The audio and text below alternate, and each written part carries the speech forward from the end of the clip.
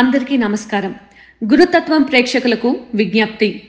G Telugu ఓంకారం videos మరియు గురుతత్వం channel వీడియోస్తో fake YouTube channels మరియు ఐడీలు క్రియేట్ చేసి మిమ్మల్ని గురూజీ పేరు చెప్పి మోసం చేస్తున్నారు. గురూజీ ఎప్పుడూ ఫోన్ కాల్స్లో జాతకం చెప్పరు. గురూజీని నేరుగా కలవాలి అనుకుంటే బెంగళూరులో ఉన్న ఆయన కార్యాలయానికి వెళ్ళగలరు. మీకు ఆ వివరాలు జీ తెలుగు ఓంకారం కార్యక్రమంలో చూపించబడుతుంది. అదేవిధంగా గురుతత్వం వీడియోస్లో బెంగళూరు ఆఫీస్ ఫోన్ నెంబర్లు ఇవ్వడం జరుగుతుంది. ఇటువంటి మోసాలు జరిగినప్పుడు గురూజీకి కానీ గురుతత్వం ఛానల్కి కానీ జీ తెలుగు కార్యక్రమానికి కానీ ఎలాంటి సంబంధం లేదు అని గుర్తించగలరు. బ్రహ్మోస్మి శ్రీ గురుభ్యో నమః. హరి ఓం. గురు బ్రహ్మ గురు విష్ణు గురు దేవో మహేశ్వరః గురు సాక్షాత్ పరబ్రహ్మ తస్మై శ్రీ గురువే నమః. గురువే సర్వలోకానాం విషజే భవరోగిణాం నిదయే సర్వ విద్యానాం దక్షిణామూర్తయే నమః. ఆదిశేషాయ నమస్తుభ్యం అనంత ఫలదాయకం నమోऽस्तु పద్మనాభాయ నాఘానాం పతయే నమః. సర్వేభ్యో మహాజనభ్యో మాతృపితృదేవతభ్యో ఆచార్య దేవతభ్యో నమో నమః. హరి ఓం. ఉత్తరాయణ శిశిర ఋతో మాఘమాస కృష్ణ పక్ష షష్ఠి. ఈ రోజు మంగళవారం స్వాతి నక్షత్రం. ఈ మంగళవారం స్వాతి నక్షత్రం పైగా సృష్టి ఉంటే ఆ రోజుకి విశేషమైన శక్తి ఈ ఒక అగ్నితత్వ శక్తి. ఈ రోజు ప్రకృతిలో అగ్నితత్వం అధికంగా ఉంటుంది. ఇటువంటి శక్తికి అధిపతి స్కందుడు మరియు దుర్గా కాళీ అని అర్థం. అదే విధానంగా మంగళం సన్మంగళం చ హనుమంతుడు కూడా ఈ రోజు విశేషం. అయితే ఈ రోజు మనము ఓం స్కందాయ నమః అనే నామాన్ని జపించి ఆ స్కందుని అనుగ్రహంతో మనకి ఆరోగ్యంతో పాటు ధైర్యము, ఓర్పు, సహనము ఇటువంటి గుణాలని పొంది కీర్తి ప్రతిష్టలకి సుబ్రహ్మణ్య స్వామి అధిపతి. వాటిని సాధించడానికి సుబ్రహ్మణ్య స్వామిని ఈరోజు నామమంత్రంగా స్వీకరిద్దాం. ఓం స్కందాయ నమః. అందరూ కూడా ఈరోజు ఓం స్కందాయ నమః అని మంత్రబలాన్ని 108 సార్లు జపించండి. స్కందని అనుగ్రహంతో ఆరోగ్యంతో పాటు మీకు ధైర్యం, ఓర్పు, సహనము ప్రాప్తిస్తాయి. అప్పుడు మీరు ఏదైనా ప్రయత్నిస్తే అది ఖచ్చితంగా జరుగుతుంది. ఇక ఈరోజు మంచి మాట. మనిషి జీవితంలో అత్యంత ప్రమాదమైన శత్రు ఏదైనా ఉంది అంటే అది అతనిలో ఉన్న అజ్ఞానం. ఒక మనిషికి ప్రమాదకరమైన శత్రు అజ్ఞానం. అందుకే జీవితంలో అజ్ఞానవంతుల పిల్లల వల్ల తల్లిదండ్రులు కూడా క్షోభ అనుభవిస్తారు. ఎంతమంది సహకారం ఉన్నా, ఎంతమంది సపోర్ట్ ఉన్నా అజ్ఞానంతో కూడిన వారికి ఒక అంధకారం భావించి వాళ్ళ జీవితంలో ఏదో ఒక రోజు వాళ్ళ అజ్ఞానమే వాళ్ళ జీవితాన్ని పాడు చేస్తుంది. అటువంటి అజ్ఞానానికి ప్రతీకంగా ఉదాహరణ మనకి కౌరవులు. చూడండి, వాళ్ళకి ఎంతమంది సపోర్ట్ ఉంది, ఎంతమంది బుద్ధివంతులున్నా, ఎటువంటి వ్యక్తులు ఉన్నా వాళ్ళలో ఉన్న అజ్ఞానం కారణంగా వాళ్ళు ఓటమి అనుభవించక తప్పలేదు. మీ జీవితంలో కూడా అజ్ఞానమే మీకు మహాశత్రు, మహా అపాయకారమైనది. అందుకే జ్ఞానం వైపు ప్రయాణం చేయండి. జ్ఞానాన్ని పొందాలి అని పరితపించండి. జ్ఞానం కోసం జిజ్ఞాసని పెంచుకోండి. టైం వృధా వ్యర్థం చేయకండి. జీవితంలో మనము జ్ఞానం కోసం ఎన్నో విషయాలు అవగాహన తెలుసుకునే ఉంటాయి. దానివల్ల జ్ఞానం కోసం పోరాడండి. మీ పిల్లలకి సన్మార్గంలో తీసుకెళ్ళడానికి జ్ఞానార్జనకి మీరు ఆలోచించండి. మీకు అందరికీ తెలియచేసేది ఒకటే, జీవితంలో మనిషికి అజ్ఞానానికి తప్పిన మరొక శత్రుత్వం ఉండదు. అజ్ఞానం అంటే ఇక శత్రువు అంతే. అందుకే అజ్ఞానుల సవాసం చేసిన ఏదో ఒక రోజు మీ జీవితం ప్రమాదంలోకి పడుతుంది. జ్ఞానవంతుల సహవాసం, సజ్జనుల సహవాసం మీ జీవితంలో అభివృద్ధి వైపు ప్రయాణం చేస్తుంది. ఇక ఎవరు సహవాసం చేస్తారో మీ ఇష్టం. అయితే మీకు అందరికీ కూడా ఈరోజు మంచి మాటకి తగినట్టుగానే ఒక చిన్న విషయం కూడా తెలియజేస్తా వినండి. ఎవరికి కూడా ఆశ ప్రేరేపించి, ఆశ చూపించి వాళ్ళని ఉపయోగం చేసుకోకండి, మీ పిల్లలకైనా సరే. ఎందుకు అంటే ఆశతో వాళ్ళు ఎదురు చూసి వాళ్ళ మనసు తెలియకుండానే బాధపడడం ప్రారంభమవుతుంది. ఒక తండ్రి పిల్లల చేతిలో ఏదైనా పని చేపించేటప్పుడు, నీకు ఏదో ఒకటి కొనపెడతాను, మీరు ఇది చేసి పెట్టండి అంటారు. మీరు కొనిపెడితే మంచిదే, అకస్మాత్ ప్రకృతి సహకరించలేదు అది మీరు ఇవ్వడానికి. కానీ వాళ్ళు ఆ ఆశని పెంచుకుంటూ నిరాశ చెందుతూ వాళ్ళ మనసు మహాక్షోభానికి దారి తీస్తుంది. దయచేసి ఎవరికైనా మాట ఇవ్వడానికి ముందు ఆలోచించండి. మాటిచ్చి ఒకరికి ఆశ చూపించి వాళ్ళకి మీరు ఆ పని చేయలేదు అనుకోండి, వాళ్ళ మనసు నిరాశ చెందితే అది మహా పాతకంగా మీపై ప్రభావం చూపిస్తుంది. ఎందుకంటే క్షోభ అనేది చాలా బరువు మోయలేని బాధ. బయటికి కనబడకపోయినా మనసులో మాత్రం వాళ్ళ క్షోభ అనుభవిస్తూనే ఉంటారు. మాట ఇవ్వడానికి ముందు ఆలోచించండి, మరియు మాట ఇచ్చిన తర్వాత దానికి తగినట్టుగా నడుచుకోండి. ఒకరిని క్షోభ పెట్టడం మీకు మంచిది కాదు. ఒకరు మన వల్ల క్షోభ అనుభవిస్తున్నారు అంటే అది మీరు ఎంత అందంగా ఉన్నా, మీరు ఎంత గొప్పవారైనా, మీరు ఎంత జ్ఞానులైనా మీకు అది అంధకారమే.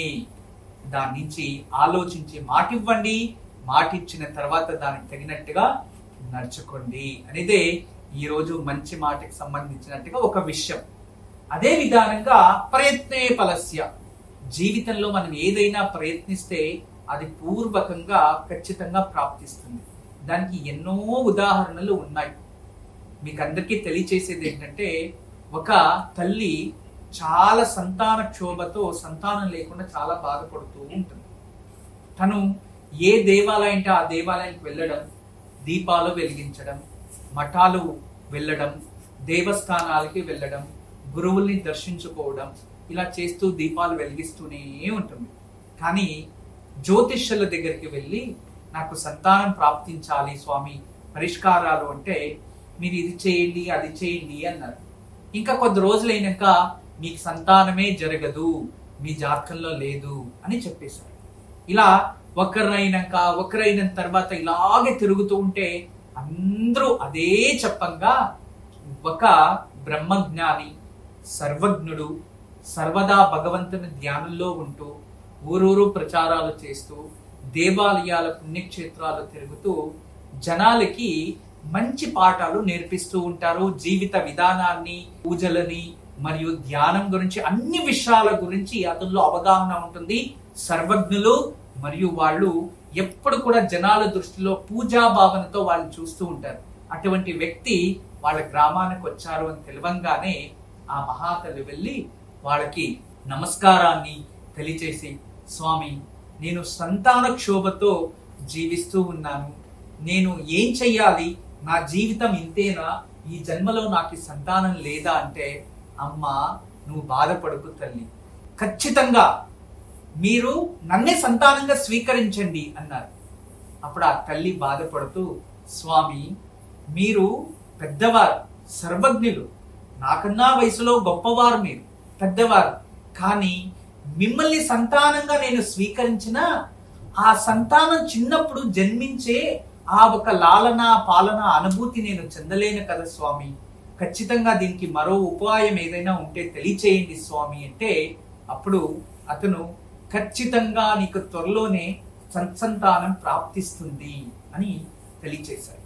తెలియచేసిన వెంటనే వాళ్ళ వాక్ శుద్ధి వల్ల, వాళ్ళ తపశ్శక్తి వల్ల ఆమెకు 1 సంవత్సరం లోపలే గర్భవతి అవుతుంది. అనుకోకుండా ప్రకృతి వికోపం వల్ల నదీ తీరంలో ధ్యానంలో ఉన్న సమయంలో ఆ ఒక నదీ తీరంలో పెద్ద ప్రవాహం వచ్చి ఆ ప్రకృతి వికోపంలో వీళ్ళు స్వర్గస్థులైపోతారు. అయిపోయిన వెంటనే ఆ ఒక తల్లి ఎవరైతే గర్భవతి ఉంటారో వాళ్ళకి ఆత్మ రూపంగా ప్రవేశం చేసి ఆ గర్భంలోకి ఈ ఒక ఆత్మ ప్రవేశం చేసి ఆ సత్పురుషుడే ఆమెకు గర్భంలో జన్మిస్తాడు. అంటే దీని అంతరార్థం ఎవరైనా సజ్జనులు, గురువులు, పెద్దవారు ఏదైనా వాళ్ళు ఆశీర్వాదంగా అందించేస్తే ఆ దేవుడు విధిరాతలో లేనిది కూడా గురు ఆశీర్వాదం చేస్తే అది వారికి ఖచ్చితంగా ప్రాప్తిస్తుంది. ఆ కర్మని ఆ గురు స్వీకరిస్తారు. అందుకే ఈ కలియుగంలో గురువులకి అంత గొప్ప స్థానం, వాళ్ళకి అంత మంచి స్థానం. దానికి ఎన్నో త్యాగం చెయ్యాలి, ఎన్నో త్యజించాలి, ఎన్నో వాళ్ళు జీవితంలో వదులుకుంటారు. ఈ కాలంలో ఉత్తనే అన్ని శక్తులు రావు. మీరు ఆలోచించండి, జీవితంలో వాళ్ళకి ఎన్ని కోరికలున్నా, ఎన్ని ఆశలున్నా వాటన్నిటిని గెలుచుకొని బయటకు వచ్చేస్తారు. ఆ అనుభవము, ఆ జ్ఞానము, ఆ తత్వము వాళ్ళల్లో పెరుగుతూ ఉంటుంది. ఎప్పుడు కూడా సంతృప్తిగా జీవించేవాడు సర్వజ్ఞులు. అంటే వాళ్ళ కష్టాలు వచ్చినా, సుఖాలు వచ్చినా, అవమానాలు వచ్చినా, ఏదొచ్చినా వాళ్ళు పట్టించుకోరు. ఎందుకంటే సర్వజ్ఞులకి ప్రకృతి గురించి అంతా తెలుసు.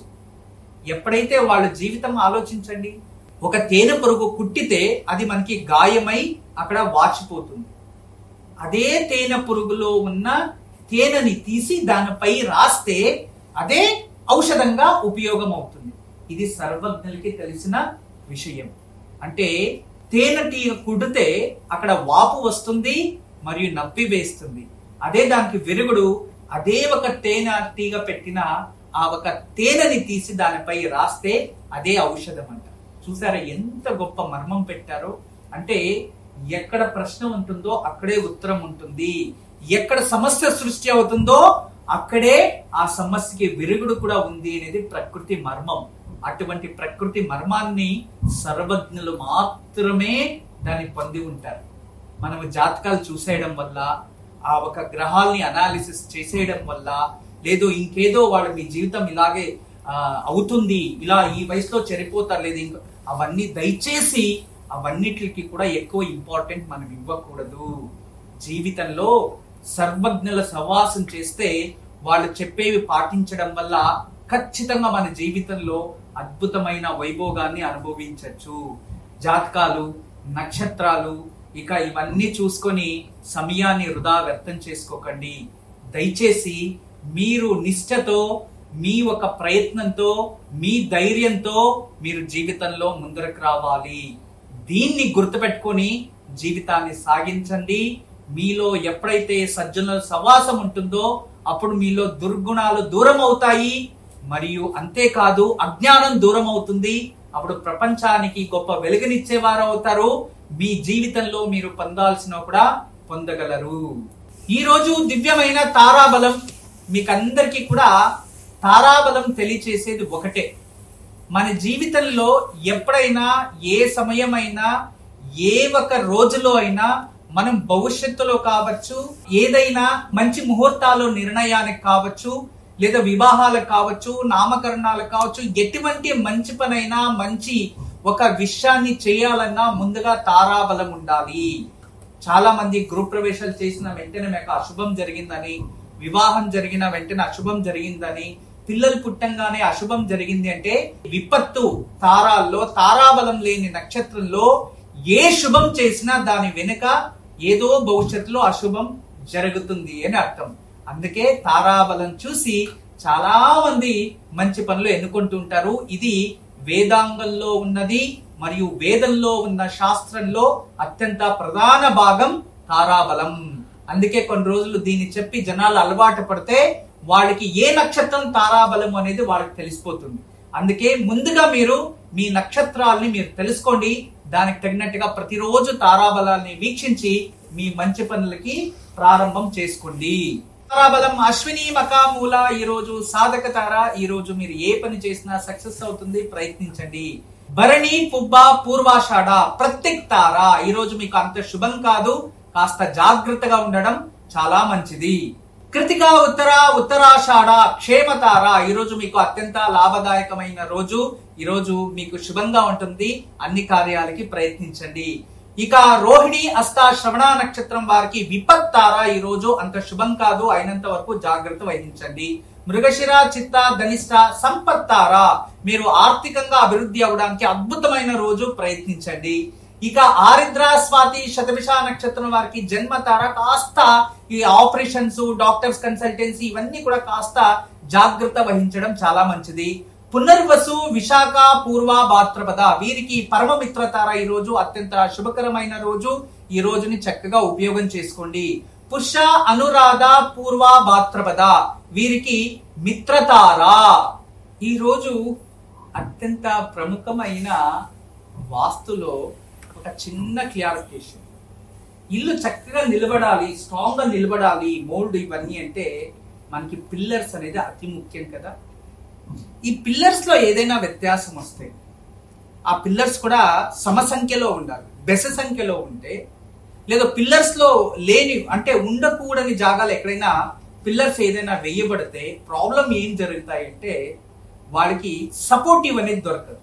ఇప్పుడు ఇంట్లో ఏదో చెయ్యాలి అనుకుంటారు, భార్య సపోర్ట్ దొరకదు, లేదో భర్త సపోర్ట్ భార్యకు దొరకదు, లేదో తల్లి తండ్రి సపోర్ట్ పిల్లలకు దొరకదు, లేదో పిల్లల సపోర్ట్ తల్లి తండ్రికి దొరకదు, లేదో ఇల్లంతా బాగున్న ఇంటి బయట జనాలు మీరు ఏదో ప్లాన్ చేసినా దానికి సపోర్టివ్ లభించదు. అంటే మీ భావనలు ఏదైతే ఉంటాయో దానికి సపోర్ట్ లభిస్తలేదు అంటే మీరున్న ఇంట్లో పిల్లర్స్ రిలేటెడ్ ఏదో సమస్య ఉంది అని. పిల్లర్స్ అయితే తీసి ఇల్లు కట్టలేము కదా. అందుకే అటువంటి సమస్యలు మీరు ఏదైనా ఎదురిస్తూ ఉంటే మీ ఇంట్లో ఒక శ్రీవాస్తు యంత్రం పెట్టండి. దాని ఎనర్జీ వల్ల నిదానంగా దీంట్లో మార్పు కనబడుతుంది. రేపు విశాఖ నక్షత్రంలో బుధవారం ప్రారంభం అవుతుంది. విశేషమైన రోజు. రేపు శివారాధన అత్యంత శక్తియుతమైనది. రేపు ఉదయాన్నే శివుడికి బిల్వార్చన చెయ్యాలి. ఆ బిల్వ దళాలని పరిశుభ్రమైన నీళ్లలో కరిగి తర్వాత గంధపు నీళ్లలో అద్ది వాటిని పక్కన ఉంచుకొని ఇంట్లో శివుడికి ఓం సాంబ సదా శివాయ నమః అనే నామాన్ని జపించి ఎన్ని బిల్వ దళాలు దొరికితే అన్ని బిల్వ దళాలు సమర్పించండి. అదైన తర్వాత మీరు శివతాండవ స్తోత్రము అని వస్తుంది, దాన్ని పారాయణం చేస్తే ఖచ్చితంగా మీ సంకల్పాలకి ఎటువంటి ఆటంకాలున్నా త్వరగా తొలగిపోయి శివ అనుగ్రహంతో మీరు అనుకున్నది త్వరలో సిద్ధిస్తుంది. ఈ రోజు దివ్యమైన యోగక్షేమం. ఈ రోజు సాయంత్రం దుర్గాదేవికి 16 పుష్పాలు ఎర్రటి పుష్పాలతో ధూమ్ దుర్గాయే నమః అని సమర్పించుకొని ఒక త్రికోణాకారం వేసి దాని మధ్యలో ఒక మట్టి ప్రమిద పెట్టి ఒక 2 వత్తులు వేసి ఒక జ్యోతి వెలిగించండి. ఒకే దీపం స్పెషల్ గా వెలిగించి దాన్ని దుర్గా రూపంగా పూజించి ఆ దీప దుర్గా స్తోత్రాన్ని పారాయణ చేసుకోవడం కానీ లేదో భక్తిగా ఆ జ్యోతి ముందు కూర్చొని 5 నిమిషాలు జ్యోతినే చూస్తూ తర్వాత మనస్ఫూర్తిగా మీది ఏదైతే సంకల్పం ఉందో అది తెలియచేయండి. కుటుంబ రక్షణ కోసం కోరుకోండి, కుటుంబంలో ప్రేమగా ఉండాలని కోరుకోండి. అంతేకాదు ఇంట్లో గొడవలు ఇటువంటివి ఏమైనా ఉంటే అవి త్వరగా తగ్గిపోవాలని కోరుకోండి. ఖచ్చితంగా దాని ప్రతిఫలం ప్రాప్తిస్తుంది. బ్రహ్మోస్మి. అందరికీ నమస్కారం. ఈరోజు మీకు అందరికీ కూడా శ్రీవాస్తు యంత్రం గురించి పరిచయం చేయడానికి వచ్చాను. శ్రీవాస్తు యంత్రం మీరు చూస్తున్నారు. శ్రీవాస్తు యంత్రం. ఈ శ్రీవాస్తు యంత్రం ఈ విధానంగా 9 ఇంచెస్ ఇలా 9 ఇంచెస్ ఇలా 9 ఇంచెస్ ఉంటుంది. తదుపరి బ్యాక్ సైడు ఇలాంటి 9 చక్రాలు ఉంటాయి. ఫ్రంట్ ఈ ఒక గ్లోబ్స్లా ఒక 9 డాట్స్ ఉన్నాయి చూడండి, ఇలా 9. ఇది శ్రీవాస్తు యంత్రం అనేది ఒక కాస్మిక్ ఎనర్జీని అట్రాక్ట్ చేసుకుంటుంది. నెగిటివ్ ఎనర్జీని ఇంట్లో నుంచి బయటికి తరిమేస్తుంది. మీకు అందరికీ దానికి పరిష్కార మార్గంగా నేను ఇవి సూచిస్తున్నా. ఎందుకంటే చాలామంది పిల్లలు సరిగా చదువుతలేదు, ఇంకొకరు మా ఇంట్లో ప్రశాంతత లేదు, భార్యాభర్తల మధ్యలో సఖ్యత లేదు, దేవుడి గదిలో సరిగా పూజ చేయలేకపోతున్నా, ఇంట్లో ఏదో తెలియని బాధ అనిపిస్తుంది, మా ఇంట్లో ఎప్పుడు కూడా ఏదో తెలియని ఒక శ్మశానంకి వెళ్ళినట్టు అనిపిస్తూ ఉంటుంది, మా ఇంట్లో కలగానే ఉండదు ఎప్పుడు కూడా. ఇక మా ఇంటికి చాలామంది వచ్చిన వాళ్ళంతా వాస్తు దోషం అని చెప్తూ ఉన్నారు, మేము ఏం చేయాలి అని ప్రశ్నిస్తూ ఉండేవారు. వాళ్ళందరికీ కూడా ఒక మార్గోపాయం చాలా రోజుల తర్వాత రీసెర్చ్ చేసి ఇప్పుడు ఈ శ్రీవాస్తు యంత్రాన్ని మేము చూపిస్తున్నాం. ఈ శ్రీవాస్తు యంత్రాన్ని ఎప్పుడైతే ఎక్కడ ఫాల్ట్ అనిపిస్తుందో అక్కడ ఒక మేక కొట్టి తగిలించాలి అంతే. పిల్లలు చదువుతా లేదు, చదివే రూమ్లో పిల్లలు ఏకాగ్రతగా చదవాలి అనుకుంటున్నారా, అక్కడ ఒకటి తగిలించండి. మీరు నిద్రించే ఒక రూమ్లో మాకు సరిగా నిద్ర వస్తా లేదు, పడుకుంటే చెడు కళలు వస్తున్నాయి, నిద్రించే గదిలో ప్రశాంతత లేదు అనిపిస్తుంది, అక్కడ ఒకటి తగిలించండి. లేదు ఎవరో వాస్తు దోషం అని చెప్పారా, ఇంట్లో వాస్తు దోషాని కోసం ఇంటి హాల్లో ఒకటి తగిలించండి. లేదా పూజ గదిలో ఏదో ప్రశాంతత లేదు, సరిగ్గా ఏకాగ్రత లేదు, మెడిటేషన్ చేయలేకపోతున్నా అంటే పూజ గదిలో ఒక మేక కొట్టి అక్కడ ఒకటి తగిలించండి. ఎక్కడైతే ఇంట్లో వాస్తు దోషం ఉంది అని ఎవరైనా చెప్తారో ఆ ప్రదేశంలో ఆ ప్లేస్లో జస్ట్ ఒక మేకు కొట్టి దాన్ని తగిలించండి. ఆ వాస్తు దోషం అక్కడి నుంచి వెళ్ళిపోతుంది. చాలా అద్భుతము, చాలా విశేషమైన శ్రీవాస్తు యంత్రం మీ వరకు తయారు చేయించాము. దీన్ని ఉపయోగించండి, దీన్ని లాభం పొందండి. నమస్కారం. వాస్తు యంత్రం సంప్రదించవలసిన నెంబర్లు 8844452344 040682766622.